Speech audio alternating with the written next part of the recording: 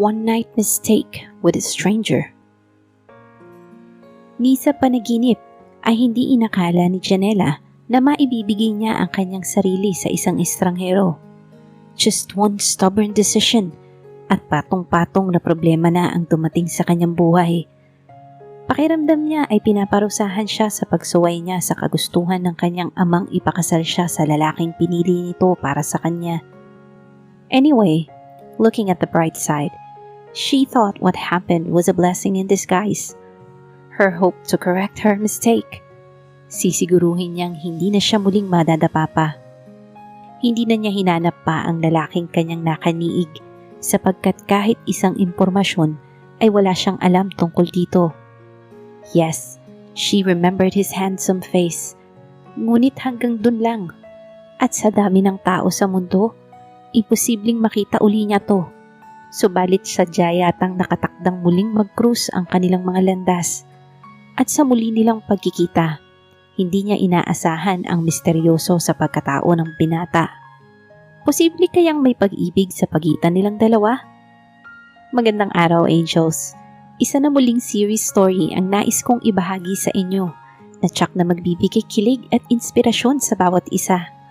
Tunghayan po natin ang unang kabanata ng ating kwento. Pero bago tayo magpatuloy, kung bago ka pa lamang sa aking channel, ay paki-like po ng ating video. Pa-click din po ng subscribe button, gayon din ang bell icon para lagi kayong updated sa mga parating ko pang uploads. Part 1. You're pregnant. Oh, what? Daig pa ni Janela ang binuhusan ng pinakamalamig na tubig sa anunsyong yun ng resident doctor sa paaralang pinagtuturuan niya, ang Angels Learning Institute. Sigurado kayo, Doc? Tumango ito. I'm pretty sure. Hindi ko matutukoy kung ilang linggo na ang batang dinadala mo. Anito habang ibinabalik ang stethoscope sa lalagyanan. Magpa-check up ka na lang sa ubi mo, okay? Tila na umid ang kanyang dila, kaya tumango na lamang siya. Now she knew why she couldn't keep her breakfast down, why she preferred only milk and crackers for lunch. Buntis ako. Wala sa sariling hinaplos ni Janela ang impis pang tiyan. May suspecha siyang mag-8 weeks old na ang bata sa kanyang sinapupunan. Nung una ay hindi siya naghinala na nagdadalang tao siya dahil irregular talaga ang buwan ng dalaw niya. Also, she just passed off her being picky at food to emotional depression from her broken relationship. Nagulat man, nasisiyahan din siya sa nalaman. Subalit biglang napalitan yun ng pag-aalala. Oh my God! Paano ko ipapaliwanag kina mama at papa ito? She made herself believe that one night of making love couldn't make a baby. Lalo na't unang karanasan niya yun. Pero napatunayan niya, all things were possible to happen. Kahit nga may gamit na contraception, may nakakalusot pa rin. Paano pa kaya kung wala? Gosh, ang tanga ko! Bakit hindi ako nag-ingat? Nalilito na wika niya sa sarili. Napatingin siya sa paligid. Kung kanina ay maingay ang paligid, ngayon ay tila pigil hininga ang lahat ng taong naroon sa klinik at nakikiusyoso sa pangyayari. Napansin niyang nagtaas ng kilay ang iba, nagbulong-bulungan, sabay tingin ng masama sa gawin niya, habang yung iba naman ay nakikisimpat siya.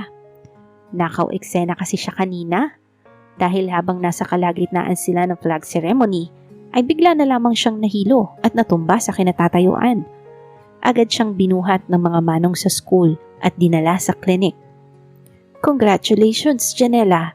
Bati ni Sister Amanda sa kanya, ang school directress ng institusyon.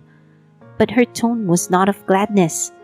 Alam kasi ng lahat na single siya, and the fact that she and her fiancé broke up a few days before their wedding branded her an unwed mother now. And morally speaking, nagkasala siya sa hindi pagsunod ng rules and regulations ng school na yun, kaya inaasahan na niyang patatasikin siya roon. Nagkabalikan ba kayo ni Ali? Tukoy ni Sister Amanda sa kanyang dating fiancé. Naipakilala niya noon si Ali dito at sa ibang kasamahan niya roon. Isa pa, imbitato ang mga ito sa kasal niya na naudlot. Kaya alam ng mga ito ang nangyari. Alam na ba niya ang kalagayan mo ngayon? Paano ba niya ipapaliwanag dito ang lahat? Na ang kanyang pinagbubuntis ngayon ay resulta ng isang gabing pagkalimot. She couldn't tell the truth. Kapag nalaman ni Sister Amanda ang totoong nangyari, siguradong wala na siyang ihaharap dito. Diyos ko po, tulungan niyo ako. Wika niya na pinagsalikop ang kanyang nanginginig ng mga kamay. Are you alright, Janela? Putlang-putla ka at... Baka sa tinig ni Doktora Cantos ang pag-aalala. Nako, umalis muna kayo rito. Mahihirapan ang pasyente kung huminga kung ang init-init ng klinika ko. Itinaboy nito ang mga tao palabas. Nagsialisan naman ang mga ito. Subalit naiwan pa rin si Sister Amanda sa loob. Mabuti pa humiga ka muna sa examination table and try to calm your nerves. Payo ng doktora. Sister, maaari bang mamaya yun na lang siya kausapin? I'm okay, Doc. I just need a glass of water, she said, just to gain a few minutes to think of some reasonable answer. Mabilis na kumuha ang nurse nito ng isang baso ng tubig at ibinigay sa kanya. Uminom siya. Pagkatapos ay buong tapang na niyang hinarap ang madre. In respect to her privacy, iniwan silang dalawa ng doktora at ng nurse sa kwarto upang makapag-usap sila ng sarilinan. Bumuntong hininga muna siya. Sister, hindi ho alam ni Ali na buntis ako. Umpisa ng dalaga. At wala ho akong plano na ipaalam ito sa kanya. Kumunot ang noo nito. Bakit hindi? Kasi po hindi naman kasi siya ang ama ng batang dinadala ko. Yun sana ang gusto niyang isagot. Ngunit napakagatlabi na lamang siya. Janela, may karapatan siyang malaman na magiging ama na siya. Lumambot ang tinig nito. Kung hindi ngayon, sooner or later, malalaman din niya na may anak kayo. At ang masama, manggagaling pa ito sa ibang tao. Baka kung anong gulo ang mangyari. And there's a possibility that he will fight you for his rights. At ang maiipit dito ay ang inyong anak. Paliwanag pa ni Sister Amanda sa kanya. Ngunit nanatili siyang tahimik. Galit ka pa ba sa kanya? Umiling siya. Nung una, opo. Pero na-realize ko baka may ibang dahilan ng Diyos kung bakit hindi natuloy ang kasal namin at naghiwalay kami. Hindi kami compatible sa isa't isa. Oh, yun naman pala. Baka magkabalikan kayo at matuloy na ang kasal nyo dahil magkakaanak na kayo. Pangungumbinsi pa nito. Teka, nasan nga ba ang daddy ng magiging baby? Napatingin siya rito. Hindi ko alam. Dahil ni pangalan nun ay hindi ko nalaman. Nais pa niyang isatinig. Janela, nasan si Ali? Untag nito nang hindi siya sumagot. Nagkibit balikat ang dalaga. Hindi ko po alam, sister. O sige, I'm giving you a week to rest. Pag-isipan mo to. At the same time, hanapin mo kung saan mo matatagpuan si Ali para maging legal na kayo. Dahil kung hindi, alam mo ang mangyayari. It is totally against our school rules. Ang mga unwed mothers. Do you understand? Tumangutango siya. Huwag kayong mag-alala, sister. Iahanda ko na mamayang gabi ang resignation ko. Malungkot na saad ni Janela. 2 months earlier. Nasaan si Ali pa? Bungad ni Janela sa kanyang ama. Pagdating niya sa tahanan nila sa Dasmariñas Village, Makati. Nadatnan niya ang kanyang mga magulang sa sala. Nagbabasa ng business magazine ang kanyang amang si Raul Sebastian. Habang nag-aayos naman ng mga bulaklak sa vase ang kanyang inang si Belinda. What's wrong, anak? Tanong ng kanyang mama nang mapansin nitong balisa siya. May nangyari bang masama, anak? Saglit siyang napatingin sa ina bago muling itinuon ang atensyon sa ama. Nasaan si Ali pa? Tiimbagang naulit niya. Ibinaba nito ang magazine na binabasa. Ang aga mo yatang umuwi. Wala ka bang pasok sa school? Tanong din nito sa halip na sumagot. Sabihin mo lang kung ayaw mo nang mag-teacher para makatulong ka naman sa negosyo ng pamilya. Because either you like it or not, alam mong ikaw at ang Kuya Excel mo ang susunod na magmamanage nun. Kaya ngayon pa lang ay dapat mo nang matutuhan ang pagpapalakad nun.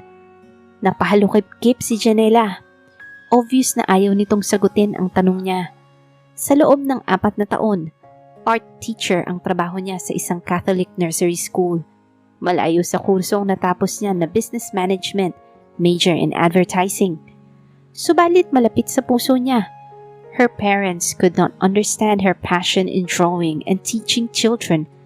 Nasunod na nga niya ang gustong kurso ng mga ito na kunin niya. Pati career plan niya sa buhay ay nais pakialaman ng mga ito na siya ang maging kaagapay na nakatatandang kapatid sa pagpapatakbo ng 75 convenience store na pagmamay-ari ng pamilya nila, ang 24/7 store. Pa, huwag mong ilihis ang topic. Anyang tinitimpi ang inis.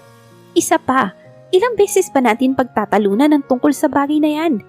Gusto ko ang trabaho ko ngayon, not a businesswoman. Simple lang naman ang pangarap ko. I'll tell you, hindi ka mabubuhay sa simpleng pangarap na yan. Magugutom ka lang. Pa, please! Napabuntong hininga si Janela. Now answer me. Nasaan si Ali? Anong ginawa mo sa kanya? Calm down, Iha. Sabi nito at inirelax ang sarili sa pagkakaupo. Come, maupo ka muna and let's talk. Nanatili siyang nakatayo. Calm down? Paano ko gagawin yun kung nawawala ang fiancé ko a day before the engagement party? Tumaas na ang boses niya. At ilang linggo mula ngayon ay kasal na namin. Now where's Ali? Hindi ito kumibo. Iha, sundin mo na lang ang papa mo. Maupo ka muna. Maagap na sabi ng kanyang ina na marahil ay nahahalata ng yun na ang simula ng mainit na diskusyon sa pagitan nilang mag-ama. Would you like some juice or soda? He's gone. Biglang saad ng kanyang papa. There was no emotion in his face. At hindi na magpapakita ang lalaking yun sa'yo. Raul, hindi mo dapat binibigla ang bata ng... He's what? Medyo naguguluhan siya. But she had a distinct feeling kung ano ang ibig ipahiwatig nito. Sa simula pa lamang ay alam na niyang hindi boto ang kanyang mga magulang sa kanyang nobyo. Bukod sa ordinaryong empleyado lamang ito, walang maipagmamalaking antas ang pamilya nito. For her father, that was just a no-no quality for his future son-in-law. Nasaan siya ngayon? Anong ginawa mo? Tinanggap niya ang checking nagkakahalaga ng 5 million pesos kaysa magpatuloy sa relasyon nyo na kahit isang kusing ay wala kang mamanahin kung siya ang pipiliin mong pakasalan. Hindi totoo yan! Janela, it's the truth. Pera lang ang habol ng Ali na yun sa'yo. Mariing sabi ng kanyang papa. Your mother and I had doubts from the very beginning kung tunay nga ba ang pagmamahal niya sa'yo o may iba siyang motibo. And we were right. Kaya ibinigay na namin ang gusto niya. No! Protesta ng dalaga na tila nauupos na kandilang napaupo sa sofa. Mahal ako ni Ali. Ako at hindi ang pera niyo ang mahalaga sa kanya. Habang nasa school siya kanina, inaabangan niya ang pagdating ni Ali sa faculty room. May usapan silang mag-half day siya ng araw na yun. Susunduin siya nito para sabay silang mag-lunch. Sa kanila kukunin sa butik ang tuxedo na pinagawa nito. Subalit ilang oras na siyang naghihintay ron, ni tawag ay wala siyang natanggap mula rito, kaya nagpasa siyang puntahan ito sa opisina nito. Nagulat siya nang malaman niyang nag-resign na ang binata nung isang araw. Kinabahan siya dahil wala itong nabanggit tungkol sa pagbibitiw nito sa trabaho. Sa sobrang pag-aalala niya kung ano ang nangyari dito, pinuntahan niya ang binata sa tinitirhang boarding house nito. Ngunit isa pang nakababahalang balita ang nalaman niya. Ayon sa kasera, hindi na raw nangungupahan si Ali doon. Ang daming dalang pera ng lalaki? Naalala niyang sabi pa ng landlady nito. Parang nanalo sa loto. Hulog daw ng langit. Pagkarinig niya nun, agad na sinaklot siya ng kaba. A wicked thought crossed her mind. Subalit iwinaksi niya yun. She needed some evidence before she could believe. Oh, why are you doing this to me? Lumuluhang wika ni Janela. Anak, tumabi sa kanya ang mama niya. Saka hinagod ang likod niya. Pinoprotektahan ka lang namin. Pinoprotektahan? Pulalas niya. You're hurting me this way. Hindi namin sinasadya ng papa mo ang saktan ka ng ganito. Malungkot na sabi ng ina. But we need to. Para na rin sa ikabubuti mo. No! Hindi niyo alam kung anong ikabubuti ko. Mariing sabi niya habang pinupunasan ang mga luhang dumadaloy sa magkabilang pisngi niya. Gusto ko lang maging maligaya kapiling ang lalaking mahal ko. Can't you understand that, pa? Humugot ng malalim na hininga ang kanyang ama bago sumagot. Naiintindihan kita, Janela, but... Then why? Putol niya sa sinasabi nito. Inilayo mo sa akin si Ali. Sinira mo ang relasyon namin. Dahil hindi siya ang lalaking karapat-dapat mong mahalin. Iha, are you so blinded by love na hindi mo nakikita kung anong klaseng lalaki ang Ali na yon? Pera lang ang habol niya sa'yo. Raul, huminahon ka! Saway rito ng kanyang mama nang makitang tumataas ang presyon nito. Saka siya binalingan. Janela, makinig ka sa amin ng papa mo. Ali is not the right guy for you. At sino ang karapat-dapat sa akin? Yung pinili niyo para sa akin? Nanginginig na ang kanyang boses sa matinding emosyon. Oo, pakli ng kanyang ama. Dahil nakasisiguro kami, hindi pera ang gusto niya sa'yo kundi ikaw mismo. Can't you also see our point, anak? Saglit na napapikit siya. Nang mga sandaling yun, rational reasons were out of our mind. Mas matindi ang sakit na nararamdaman ng kanyang puso. You're so selfish pa! Kung ano ang gusto mo, yun ang masusunod. You didn't even bother asking me kung ano ang gusto ko. Anak, patuloy na hinagod-hagod ng mama niya ang kanyang likod. Tahan na. You don't need to cry over one man. Marami nga iba riyan nagkandara pa sa'yo. Mapansin mo lang. Pumihit siya paharap dito. Pero si Ali lang ang gusto ko, ma. I love him. Matamlay na tugon niya. Nasasabi mo lang yan dahil kay Ali mo lang pinapaikot ang mundo mo. Mahinahong sabi nito. The world is big, Iha. At 27, you still have so many opportunities. At sigurado ako na makakatagpo ka ng lalaking hihigit pa sa Ali na yun. Hikbi lang ang naitugon niya. Anak, forget him. Payo pa nito. Hindi siya karapat-dapat pag-aksayahan ng luha. Marami pang lalaki sa mundo. Come on, don't be such a crybaby. Bahagyang huminto siya sa pag-iyak. He is my first love, ma. I love him so much that I don't think I can forget him easily. Hindi ko nga alam kung magagawa ko pang magmahal uli kagaya ng pagmamahal ko sa kanya. At natatakot akong mabigo kagaya ngayon. Kaya iiwas na lang akong makipagrelasyon. Hindi ako makakapayag sa gagawin mong yan, Janela. Tumigas ang muka ng kanyang ama. Huwag kang magpakita ng kahinaan. We didn't bring you up like some weakling. You need to move on. You'll see. May darating na Prince Charming sa buhay mo na hihigit pa kay Ali. Ayoko nga ng iba pa. Akala ko ba susuportahan niyo ko saan man ako masaya? Ali made me happy. Di ba yun naman talaga ang mahalaga? You wanted me to find a guy who would make me happy? Yung kagaya ng relasyon niyo ni Mama? Bumuntong hininga ito. Oo nga, pero then you should accept my decision na siya ang lalaking pinili ko. Pero ikaw ba ang pinili niya? Hindi, di ba? Tinanggap niya ang perang kabayaran para hiwalayan ka. Try to call him up. You'll find out na iba na ang cellphone number niya. Try to find him at his old boarding house. Tsak na wala na siya ron. You'll never find him again, Janela. Iniwan ka na ng boyfriend mo. Raul! Saway rito ng kanyang mama. Napaiyak na naman siya. I'm sorry, Iha. Niyakap siya ng kanyang ina. I'm really very sorry. Nagkakamali kayo. Wika niyang habang humihiwalay mula sa pagkakayakap ng ina. Nagkakamali kayo! Janela! Tawag nito. Bumalik ka! Subalit hindi niya ito pinansin. Tuloy-tuloy lang siya sa pagtakbo. Hurriedly, she ran out of the house to the waiting car in the garage and drove herself speedily away.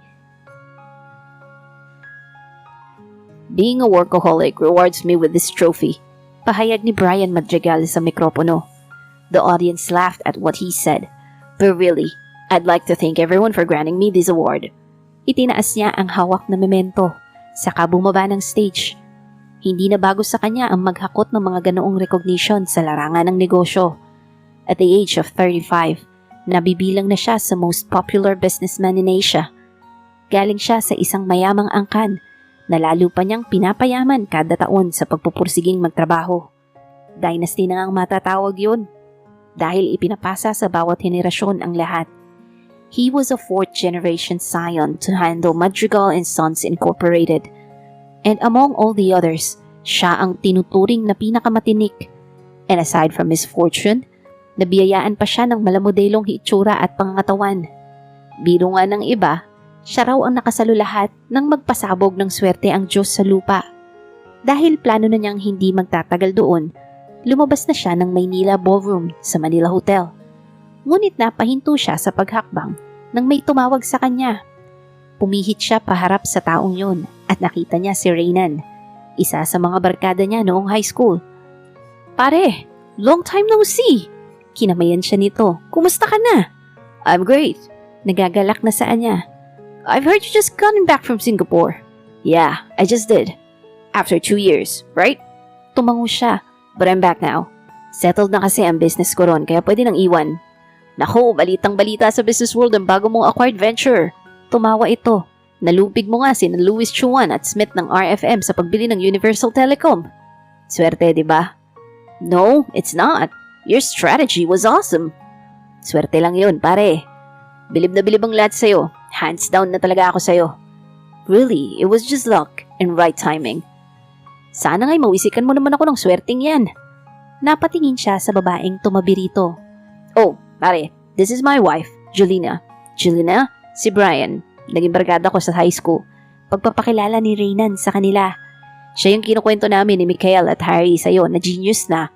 Gwapo't mayaman pa." Gumiti si Brian. "Hindi naman, pumapangapat lang ako sa inyo." "Pa-humble effect pa to." Anito. Sabay gawad ng friendly pat sa kanyang balikat. "Halata naman, love eh." Sabad ng asawa nito sa usapan nila. "Kasama mo rin bang wife mo?" Pagkway tanong nito sa kanya. Umiling si Brian.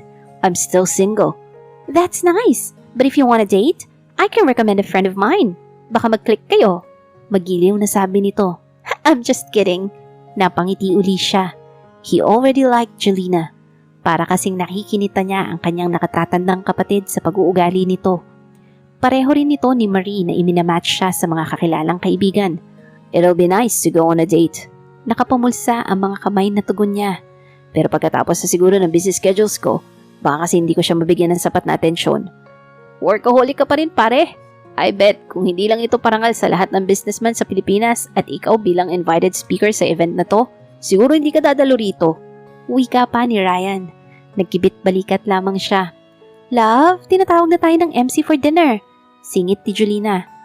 "Why don't you just join our table, Brian?" "Thank you, but no thanks. Kailangan ko ring umalis agad. I have another business arrangement ahead." Pagsisinungaling ng binata. Dahil ang totoo, naaasiwa siya ron. Mukha kasing siya lamang ang walang kasamang asawa o girlfriend. Almost everybody had someone with them. At naiinggit siya. Yes, he might have everything money could buy. But the thing he longed so much to have ay hindi pa niya nakakamtan.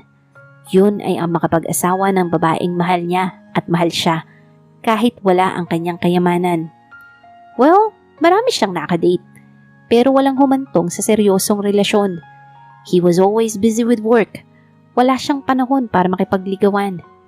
Narinig uli nila ang pag-iimbita ng MC sa lahat ng panauhin. "Reynan, you go ahead with Julina." Sabi niya na inilahad ang kamay patungo sa mga mesa. "Kailangan ko na rin kasing umalis." Kinamayan uli siya nito. "O sige pare, you keep in touch, okay? Alam mo kung saan ako matatawagan. Minsan labas din tayo ni Mikhail at Harry. Namimiss ka na rin ng mga yun." Tumango si Brian. "Okay." Bumaling siya sa asawa nito. Saka muling nakipagkamay rito. "It was nice meeting you, Julina." "Same here. Huwag mong kalimutan yung date mo with my friend, okay?" Kumuway siya. Saka umalis na. Hindi pa siya handa na makipagkilala ulit. Ano na kaya ang mangyayari sa kalagayan ni Janela? Gayong nagdadalang tao siya. At sino ang